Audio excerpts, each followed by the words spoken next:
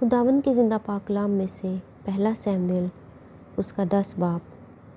پھر سیموئیل نے تیل کی کپی لی اور اس کے سر پر انڈیلی اور اسے چوما اور کہا کہ کیا یہی بات نہیں کہ خداوند نے تجھے مسح کیا تاکہ تو اس کی میراث کا پیشوا ہو؟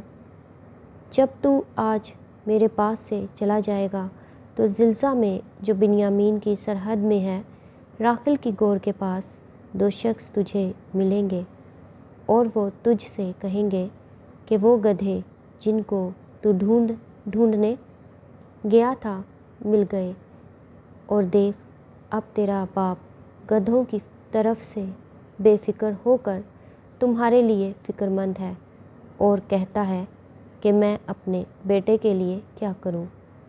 پھر وہاں سے آگے بڑھ کر جب تو تبور کے بلوت کے پاس پہنچے گا تو وہاں 3 شخص جو بیت ایل کو خدا کے پاس جاتے ہوں گے تجھے ملیں گے، ایک تو بکری کے 3 بچے، دوسرا روٹی کے 3 گردے اور تیسرا مے کا 1 مشکیزہ لیے جاتا ہوگا، اور وہ تجھے سلام کریں گے اور روٹی کے 2 گردے تجھے دیں گے، تو ان کو ان کے ہاتھ سے لے لینا، اور بعد اس کے تو خدا کے پہاڑ کو پہنچے گا جہاں فلسطیوں کی چوکی ہے، اور جب تو وہاں شہر میں داخل ہوگا تو نبیوں کی ایک جماعت جو اونچے مقام سے اترتی ہوگی تجھے ملے گی، اور ان کے آگے ستار اور دف اور بانسلی اور بربط ہوں گے اور وہ نبوت کرتے ہوں گے۔ تب خداوند کی روح تجھ پر زور سے نازل ہوگی اور تو ان کے ساتھ نبوت کرنے لگے گا اور بدل کر اور ہی آدمی ہو جائے گا۔ سو جب یہ نشان تیرے آگے آئیں تو پھر جیسا موقع ہو ویسا ہی کام کرنا، کیونکہ خدا تیرے ساتھ ہے۔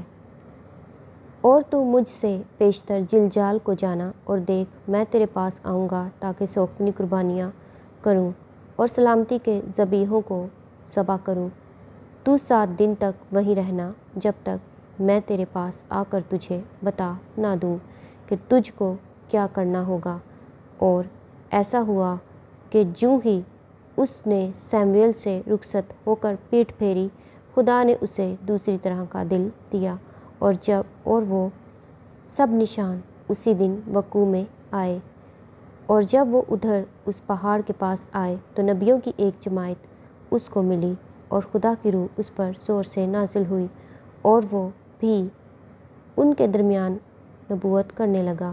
اور ایسا ہوا کہ جب اس کے اگلے جان پہچانوں نے یہ دیکھا کہ وہ نبیوں کے درمیان نبوت کر رہا ہے تو وہ ایک دوسرے سے کہنے لگے، قیس کے بیٹے کو کیا ہو گیا؟ کیا ساؤل بھی نبیوں میں شامل ہے؟ اور وہاں کے ایک آدمی نے جواب دیا کہ بھلا ان کا باپ کون ہے؟ تب ہی سے یہ مثل چلی، کیا ساؤل بھی نبیوں میں ہے؟ اور جب وہ نبوت کر چکا تو اونچے مقام میں آیا۔ وہاں ساؤل کے چچا نے اس سے اور اس کے نوکر سے کہا، تم کہاں گئے تھے؟ اس نے کہا، گدھے ڈھونڈنے، اور جب ہم نے دیکھا کہ وہ نہیں ملتے تو ہم سیموئیل کے پاس آئے۔ پھر ساؤل کے چچا نے کہا کہ مجھ کو ذرا بتا تو صحیح کہ سیموئیل نے تم سے کیا کیا کہا؟ ساؤل نے اپنے چچا سے کہا، اس نے ہم کو صاف صاف بتا دیا کہ گدھے مل گئے، پر سلطنت کا مضمون جس کا ذکر سیموئیل نے کیا تھا نہ بتایا۔ ساؤل کی بحیثیت بادشاہ پذیر آئی، اور سیموئیل نے لوگوں کو مصفا میں خداوند کے حضور بلوایا، اور اس نے بنی اسرائیل سے کہا کہ خداوند اسرائیل کا خدا یوں فرماتا ہے کہ میں اسرائیل کو مصر سے نکال لایا، اور میں نے تم کو مصریوں کے ہاتھ سے اور سب سلطنتوں کے ہاتھ سے جو تم پر ظلم کرتی تھیں رہائی دی، پر تم نے آج اپنے خدا کو جو تم کو تمہاری سب مصیبتوں اور تکلیفوں سے رہائی بخشتا ہے حقیر جانا، اور اس سے کہا، ہمارے لیے ایک بادشاہ مقرر کر۔ سو اب تم قبیلہ قبیلہ ہو کر اور ہزار ہزار کر کے سب کے سب خداوند کے آگے حاضر ہو۔ پس سیموئیل اسرائیل کے سب قبیلوں کو نزدیک لایا اور قرہ بنیامین کے قبیلہ کے نام پر نکلا۔ تب وہ بنیامین کے قبیلہ کو خاندان خاندان کر کے نزدیک لایا تو متریوں کے خاندان کا نام نکلا، اور پھر کیس کے بیٹے ساؤل کا نام نکلا۔ لیکن جب انہوں نے اسے ڈھونڈا تو وہ نہ ملا، سو انہوں نے خداوند سے پھر پوچھا، کیا یہاں کسی اور آدمی کو بھی آنا ہے؟ خداوند نے جواب دیا، دیکھو وہ اسباب کے بیچ چھپ گیا ہے۔